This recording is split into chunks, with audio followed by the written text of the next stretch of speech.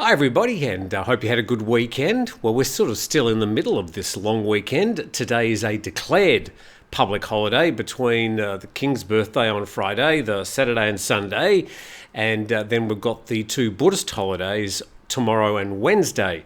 By the way, probably be a bit harder to buy alcohol on Tuesday and Wednesday because they are Buddhist holidays, so just keep that in mind. We're not sure whether bars are going to be open. They might be in tourist areas.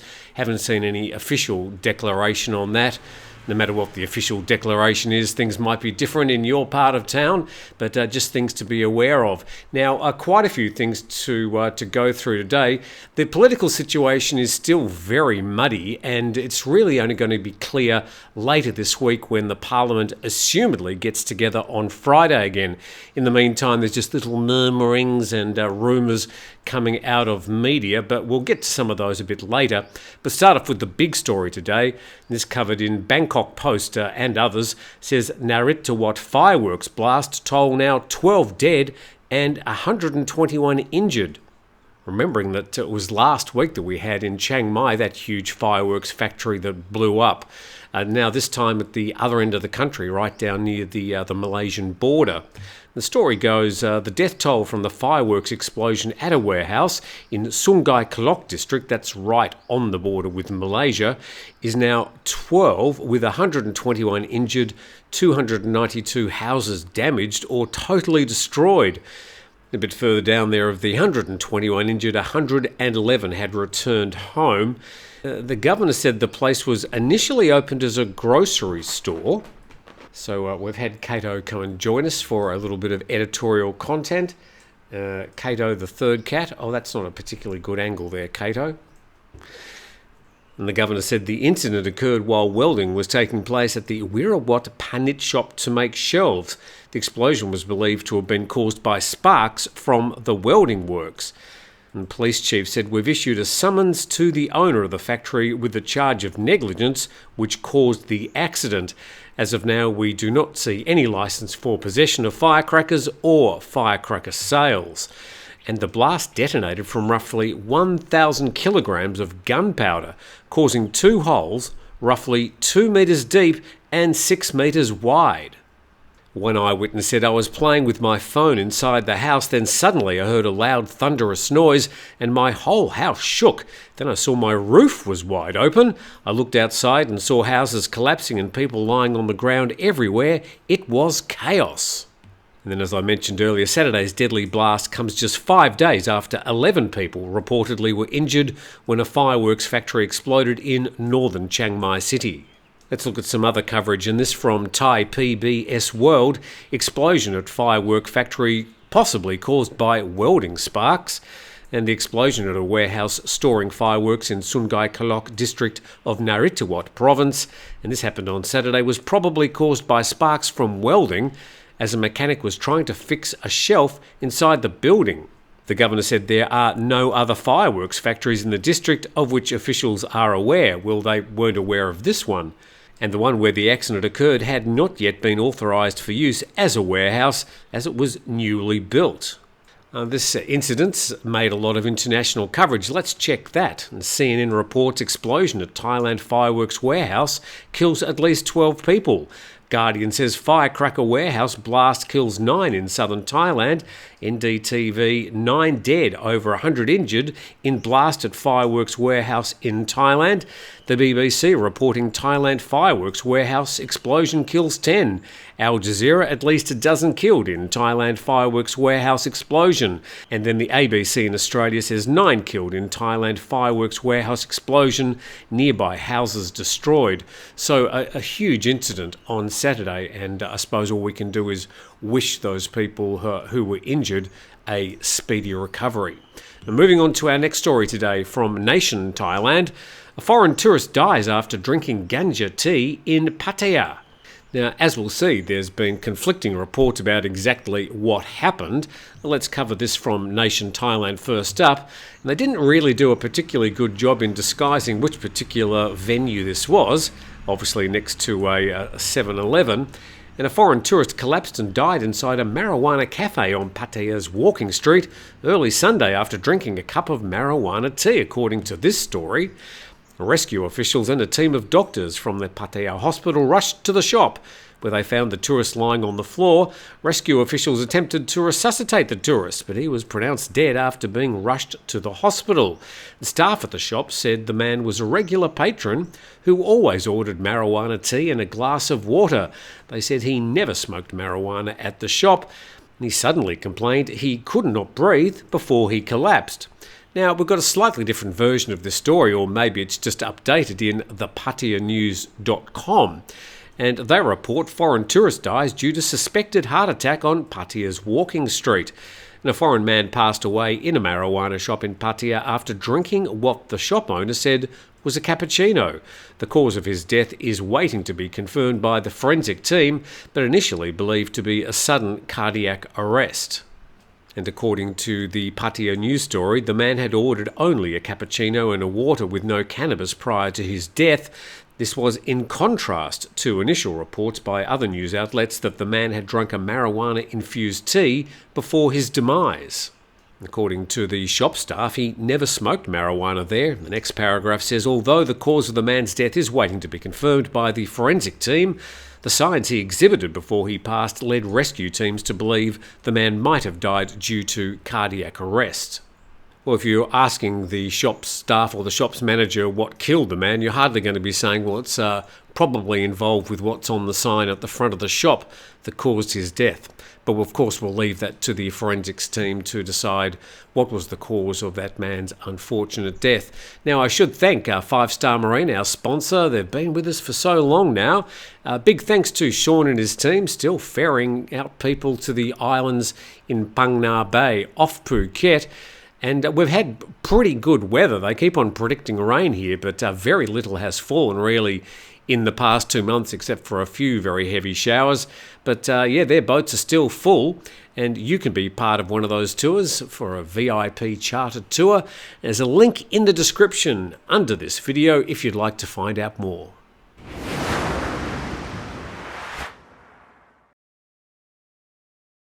So we're staying in the Pattaya area for our next story today. This covered in thaipbsworld.com. And tourists shy away from sea around Koh Lan to avoid plankton bloom. Tourists visiting Koh Lan, a small resort island off Pattaya Beach, found to their dismay on Saturday that the sea around the island had turned green and was emitting a foul smell. Officials from the Department of Marine and Coastal Resources assured people that the sea is safe and the plankton bloom is not harmful to fish or other marine species. And according to the We Love Pattaya Facebook post, officials were sent to test samples of the seawater, which shows that it was Category 4, which means it's not yet harmful to marine species. Okay, so I want to know what that Category 4 is. Is it a scale going up or a scale going down? Is it a scale of 5? Are we at 4 out of 5, or do we have to count up to 1? I would really like to know where Category 4 sits in the whole scale there. And an official attributed the plankton bloom to the drainage of nutrient-rich sediments from sewers into the sea by rain, and he urged residents and business operators in Pattaya not to dispose of untreated waste into the drainage system. Well, basically untreated sewage flowing there into the waters off Koh Lan. Our next story also from Thai PBS World as we try and find out the latest in what's happening with Thailand politics. And well, they have been a little bit busy over the weekend with a few resignations. This one from thaipbsworld.com. Prawit quits as leader of Palang Pracharat, is renominated and resumes the post. It was a busy day. He resigned, was renominated and took up the post again. Why? Let's find out. And his sudden resignation today, this is Saturday, which effectively dissolves the party's executive committee, was announced by the acting party leader. And a bit further down there, an informed party source said that General Prawit's abrupt resignation was intended to pave the way for the overhaul of the entire executive committee. And here's the sting, particularly the replacement of the party secretary-general with Thammanat Prompau, a trusted aide of General Prawit. Who is Thammanat Prompau? Some of you already know Thammanat Prompau was at one stage the Deputy Agricultural Minister in the former Thai government. a member of the Palang Pracharat party. He was kicked out after a soft coup as Thammanat and other ministers were trying to oust the Prime Minister during a vote of confidence. He was evicted from the party, but he's always been a staunch and loyal friend of Prawit, so he's finagled his way back into the Palang Pracharat party. One thing I neglected to say, according to a Sydney Morning Herald story and other coverage from Australia, he also served 4 years in an Australian prison for heroin trafficking, according to that Sydney Morning Herald story. And a Bangkok Post story says lead caretaker party wants to be in next government. And there's Thammanat Prompau again, prominently in the photo. And the Palang Pracharat party, which leads the caretaker government, would accept the chance to join the next coalition government if it's invited. Well, of course they've been invited, because Pattaya have to find a way of forming a government without the Move Forward party as we lead up to this next vote on Friday for a Prime Minister of Thailand. And Thammanat Prompau is quoted as saying the Palang Pracharat's chance will come when a Prime Minister is installed and they invite us to join the government. Asked if any parties outside the 8-party alliance would vote for a Prime Ministerial candidate from Pattaya, Captain Thammanat did not give an answer but said his party would prefer to wait for all factors to become clear first.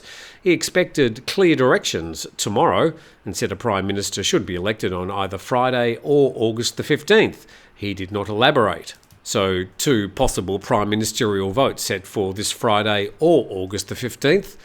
Something else might be happening during that time as well. We'll get to that a little bit later. And Captain Thammanat was among 21 former Palang Pracharat MPs who were expelled from the party. He returned to the party earlier this year. Palang Pracharat won 40 House seats in the May 14 election, coming fourth after Move Forward Party, Pattaya, and the Phumjai Thai Party. And speaking of that Phumjai Thai Party, this story from Bangkok Post: third biggest party doesn't want election winner in the coalition. The leader of the party, which came third in the May 14 election with 71 House seats, said that Phumjai Thai stood firm with its same old standpoint that it would not join a coalition government if the formation included the Move Forward Party. And Aniton Sharvirakun says if the 8-party alliance remains as declared in the Memorandum of Understanding, the 9th ally will never be Phumjai Thai. Please rest assured. And Mr Aniton said he never heard of any initiative to form a coalition government with 9 political parties to obtain a majority vote for a Prime Minister from 500 MPs in the elected House and the Senate with 249 senators.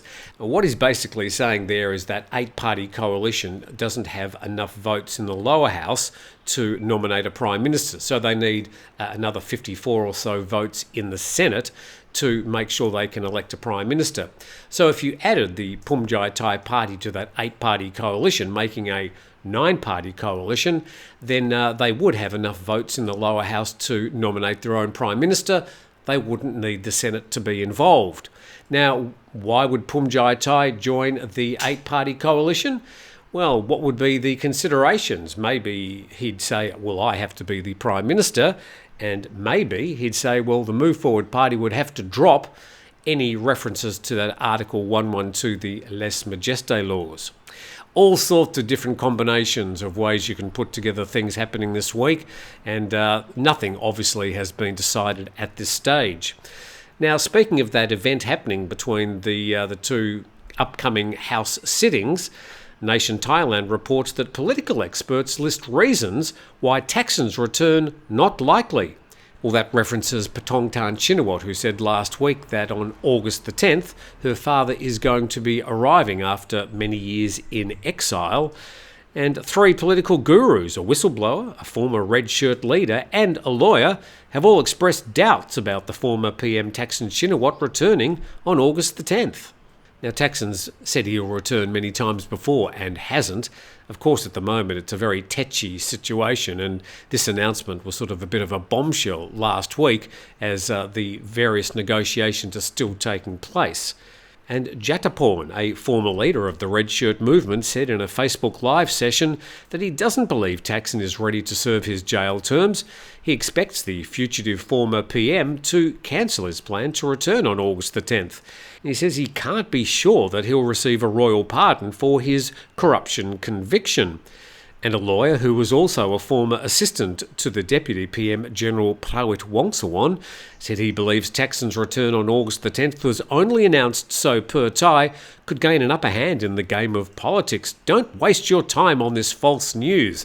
Totally false news. But not this, because he said, according to astrology, Thaksin's return will only be confirmed after August the 20th, without elaborating.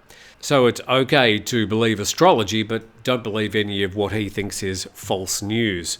Meanwhile, the whistleblower Juit Kamonvisit said in a Facebook post that if Thaksin was willing to be jailed, he would have returned a long time ago.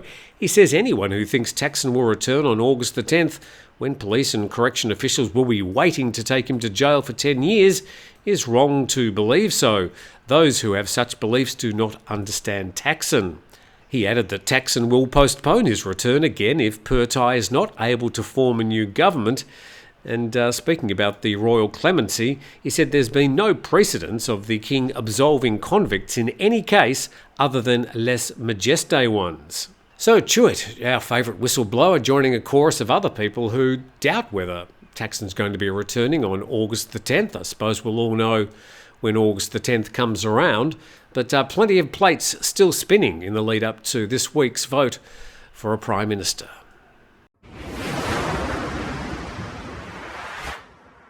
Finally today, you might be driving around Bangkok and suddenly a bit of Hollywood appears. This from Nation Thailand on their Facebook page. Bumblebee intersection, new tourist landmark emerges in Bangkok. Bumblebee? Who's Bumblebee? Well, I think if you know the Transformers, you'll know the yellow and black Bumblebee, the iconic yellow alien robot from that hit movie series Transformers, has emerged at the Talat Noi area of Bangkok. And tourists have been flocking to the intersection to take photos of the more than 100,000 baht robot. And the Bumblebee has been made from automotive parts and scrap metal by traders in Yaowarat or Chinatown, who gave it to the city to use as a new tourist attraction. And there it is, prominently displayed in the middle of a roundabout, the traffic going around it. A very realistic looking Bumblebee there, perhaps ironically superimposed against that mass of wires in the background. So there you can sort of see one of the problems with putting these tourist attractions in the middle of an intersection. So the same thing happens up here at the Heroines Monument in Phuket, right in the middle of the island. Very prominent, but basically is the centre of the island. And people want to get a selfie or a photo, so they run across the traffic to make sure they can get a good close-up photo. And of course putting themselves in danger and the traffic around them. So a bit of a problem putting these prominent tourist attraction selfie opportunities in the middle of these roundabouts. But there you go, Bumblebee from the Hollywood movie Transformers, taking its place in Chinatown. Hopefully you're a bit more up to date with things happening around Thailand. It's been great having you with us. Please subscribe to the channel. I'm always grateful for the support, but if all you do is watch, I appreciate that anyway. And we look forward to seeing you again tomorrow.